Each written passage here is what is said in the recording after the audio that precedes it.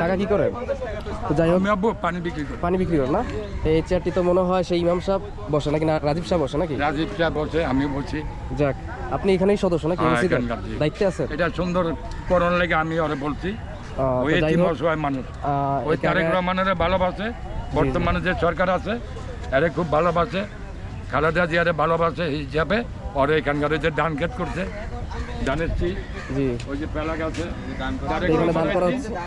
যাই হোক, এটা কি রাজীব শাহ আপনারা সবাই মিলে করছে নাকি?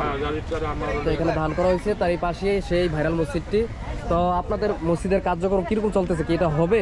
এটা হওয়ার দরকার নন, যেভাবে আছে এই দেশে যারা আছে এই জায়গার মানে যে পদ্মা দেওয়া, আমরা তো শুনতেছি প্রবাসী ভাড়া টাকা পয়সা দিচ্ছে, এইভাবে মানে আরো সামনে ভালো ভালো কিছু হইব কিনা? এটা হবে, এটা সরকার যদি সহায়তা করে সহযোগিতা করে।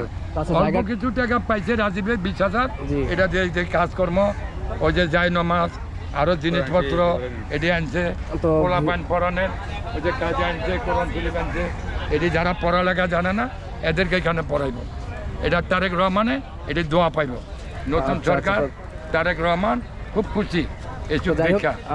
এই ভাইরাল মসজিদটি সাধারণ জনগণ সহ প্রবাসী ভাইরা সহ, তার যদি সরকারিভাবে কেউ যদি সাহায্য সহযোগিতা তারা অনুদান পায়, তাহলে অবশ্যই মসজিদটি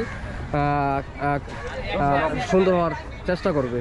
তো ভিউয়ার্স, আমরা এখন একটু সামনে চলে যাই। আরও হাজারো দর্শক দেখা যাচ্ছে এই মসজিদটি দেখার জন্য। হাজার হাজার মানুষ আসতেছে। মিডিয়া ছাড়ছে, তারেক সাহেব খুব ভালো।